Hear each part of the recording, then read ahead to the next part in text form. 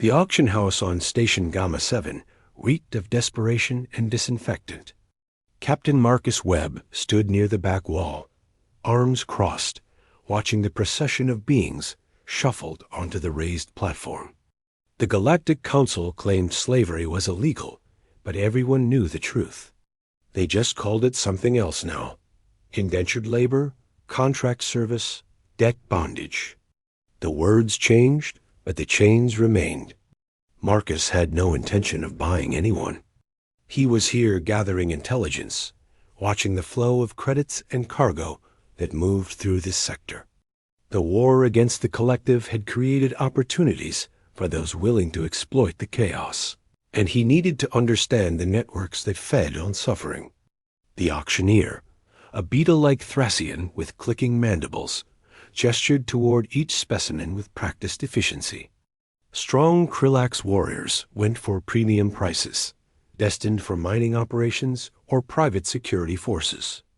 Delicate Finari with their 6 fingers brought high bids from research facilities. Even the Gorath juveniles, barely past their molting stage, found eager buyers. Then the platform emptied. The auctioneer's antennae twitched with obvious irritation as handlers dragged the final lot forward.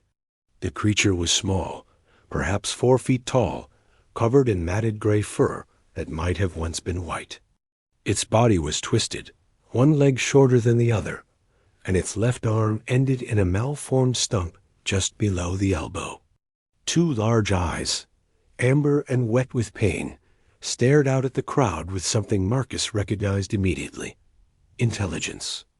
Lot 247, the auctioneer droned, its translator rendering the clicks into flat galactic standard.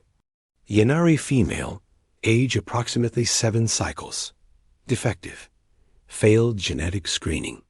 Minimal value for labor or breeding. Starting bid, 50 credits. Silence filled the hall. Marcus felt his jaw tighten. 50 credits. The price of a decent meal. 40 credits, the auctioneer tried again. More silence.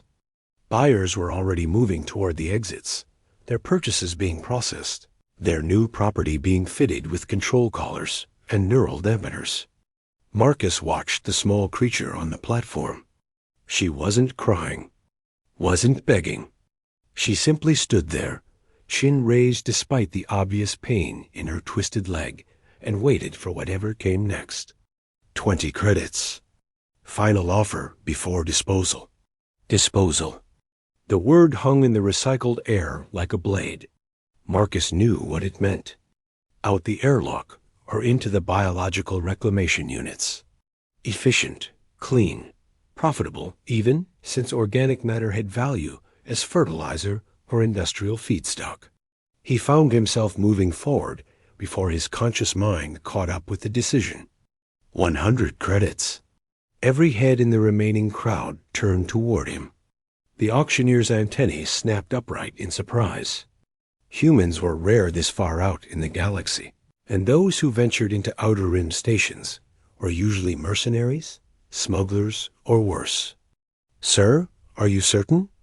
This unit is classified as, I heard you. 100 credits. Take it or I walk. The transaction took less than 5 minutes. Marcus paid in untraceable credit chips, declined the offered control collar, and ignored the knowing looks from the handlers. They thought they understood. A human buying damaged goods for some perverse entertainment. Let them think what they wanted. The Yanari girl limped beside him as they left the auction house, her small hand clutching the edge of his jacket. She hadn't spoken a word. Marcus led her to his ship, a modified courier vessel called the Wandering Star, and gestured toward the medical bay. Sit, she obeyed, perching on the edge of the examination table. Her large eyes tracked his every movement as he pulled out the medical scanner. Up close, he could see the scars beneath her fur, the evidence of malnutrition, the way she held her twisted leg at an angle that suggested chronic pain. My name is Marcus, he said quietly, keeping his voice steady and calm. I'm going to scan you, Make sure there's nothing immediately life-threatening. Then we'll figure out the rest. Understand?" The girl nodded once. Her voice, when it finally came, was hoarse from disuse. "Why? Why what? Why by me? I am broken, useless." Marcus paused, meeting those amber eyes. He could have given her a dozen practical answers. Could have explained that he needed crew and couldn't afford the premium prices for healthy workers. Could have said he pitied her. Could have lied. Instead, he told her the truth. "Because I'm human. And humans have a bad habit of seeing value where others see trash." The medical scan revealed what he expected: malnutrition, untreated fractures that had healed poorly, chronic pain from nerve damage. But it also showed something else. The girl's brain activity was off the charts. Her neural pathways were dense, complex, indicating a level of cognitive function far above normal for her species. "You're smart," Marcus said, studying the readouts. "Very smart. That's why they wanted to dispose of you, isn't it? You understood what they were saying, what they were planning." The girl, who finally told him her name was Rinna, nodded slowly. "The Yenarari are bred for simple tasks. Manual labor, servitude, intelligence is considered a defect. It makes us difficult to control." Marcus felt that familiar anger building in his chest. The same anger that had made him leave Earth's military, that had sent him wandering through the outer territories, looking for something he couldn't name. The galaxy was full of species that had grown comfortable with hierarchy, with the idea that some beings were born to serve and others to rule. Humans rejected that notion at a genetic level.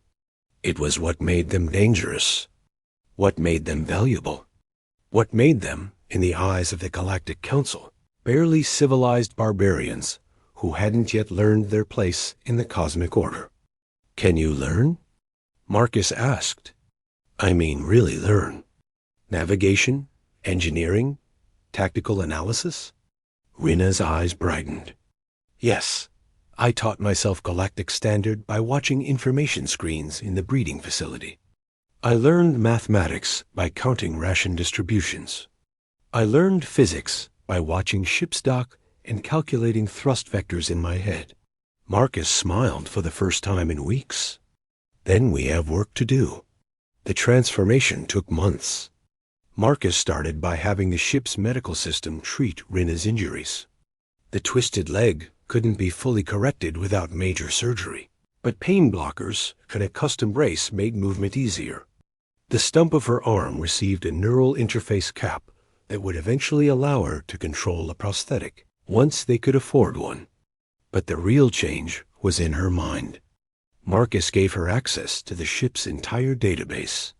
He taught her to pilot, to repair systems, to think 3 moves ahead in tactical situations. Rinna absorbed everything with desperate hunger, staying awake for days at a time until Marcus had to force her to rest. She was brilliant. Not just intelligent, but creative in ways that surprised him. When the Wandering Star's jump drive began failing, Rinna devised a solution using spare parts and a modification sequence that shouldn't have worked but did. When they encountered pirates, she calculated an escape vector through an asteroid field that only a human pilot would have been crazy enough to attempt. They became partners. Not master and servant, not even captain and crew. Partners. 6 months after the auction, they were running supplies to a mining colony when they picked up a distress signal. A Yenari transport ship. Engines dead, hull breached, life support failing. Marcus changed course immediately. The rescue was messy, but successful. They pulled 43 Yenari from the dying ship, all of them destined for the same fate Rinna had escaped. When the survivors saw her, standing on the Wandering Star's bridge giving orders, operating systems with competence and confidence, something shifted in their expressions. One of the older males approached her carefully. "You wear no collar." "No," Rinna agreed. "You serve the human?" "I work with the human." There is a difference. The male's ears flattened in confusion. But you are defective, broken. Rinna smiled, and Marcus saw pride in that expression, the kind of pride he'd seen in young soldiers after their first real victory. No, I was freed. They delivered the survivors to a settlement that asked no questions, a place where freed laborers and escaped slaves built new lives. As the Yanari disembarked, many of them looked back at Rinna with something Marcus had never expected to see: hope. Later, as the wandering star jumped back into hyperspace, Rinna sat in the co-pilot seat, her fingers dancing across the navigation console with practiced ease. Her prosthetic arm, recently installed with credits from a successful cargo run, moved with fluid grace. "Marcus," she said quietly. "Thank you." "For what?" "For seeing me when everyone else saw garbage." Marcus shook his head. "You're wrong. I didn't see you at that auction. Not really. I saw what they were going to do, and I couldn't walk away. But you, Rinna, you made yourself visible.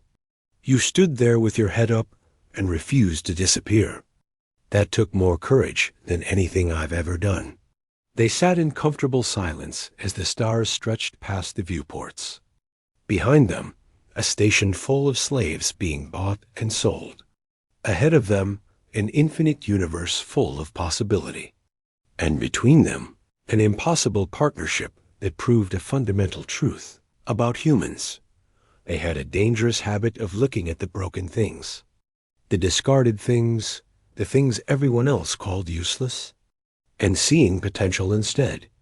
It made them terrible at following the rules, but it also made them very good at changing them.